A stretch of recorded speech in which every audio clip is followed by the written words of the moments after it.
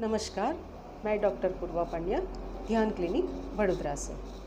आज मैं बाग flower medicine chestnut bird के बारे में, उसके सिम्टम्स, उसका उपयोग, उसका डोज क्या होता है, उसके बारे में बात करूँगी।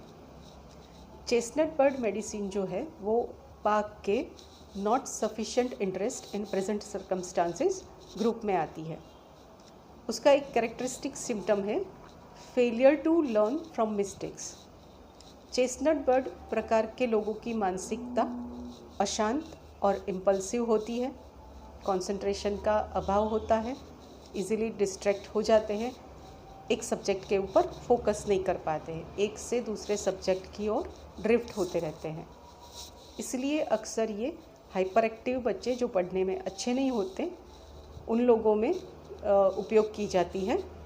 कभी कभी इस प्रकार के बच्चों की मेमोरी अच्छी होती है तो रट्टा मार लेते हैं लेकिन समझ नहीं पाते हैं, तो चेस्टनट बर्ड ऐसे लोगों को एक समझ देती है। स्टूडेंट्स के अलावा जीवन में भी इस प्रकार के लोग सक्सेसफुल नहीं हो पाते, डेवलप नहीं हो पाते हैं, अपने पास्ट एक्सपीरियंसेस से, अपनी मिस्टेक्स से सीख नहीं पाते हैं, एक जॉब से दूसरी जॉब की ओर भटकते रहते हैं। कभी कभी अच्छे इंटेलेक्ट वाली, अच्छी इंटीग्रिटी वाली व्यक्ति भी किन्हीं परिस्थितिवश टेम्पररीली इस मनोदशा में आ जाती है। तो चेस्टनट बर्ड ऐसे लोगों को इस स्थिति से बाहर निकलने में हेल्प करती है।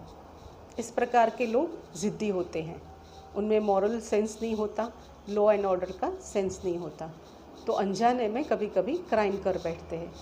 इसलिए ये एंटी सोशल पर्सनालिटी डिसऑर्डर्स और कई personality disorders, ADHD, attention deficit hyper activity disorder, जिसमें व्यक्ति दूसरों का अटेंशन अपनी ओर खींचने के लिए हाइपर एक्टिव हो जाता है, कोई ना कोई हरकत करता रहता है, उसमें भी ये मेडिसिन उपयोगी है। ये मेडिसिन जो है वो होर्शू चेस्टनट ट्री के ओपनिंग बर्ड्स से बनती है। ये बर्ड्स बड़े बड़े और अपरेंटली विजिबल होते हैं। ये उनके हाइपर एक्टिव डायनेमिक एक्सप्रेशन की प्रॉपर्टी को दर्शाती है। बर्ड्स से बनती है मतलब कि मन अभी कच्चा है, विजडम से पका नहीं है। कोई भी बाग फ्लावर मेडिसिन इस तरह से लिक्विड फॉर्म में आती है। मैं अक्सर बाग फ्लावर मेडिसिन मुंबई ज़ोरास्ट्रियन फार्मेसी से परचेज़ करती हूँ। इसका डोज होता है 1-2 चम्मच पानी में 2-2 बूंद डाल के 3 बार लेनी होती है। कभी कभी सिम्टम्स के अकॉर्डिंग कॉम्बिनेशंस भी किए जाते हैं, तो उस हिसाब से डोज प्लस माइनस होता रहता है।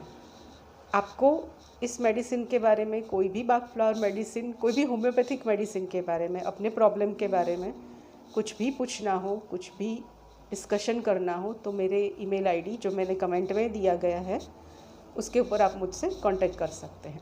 धन्यवाद।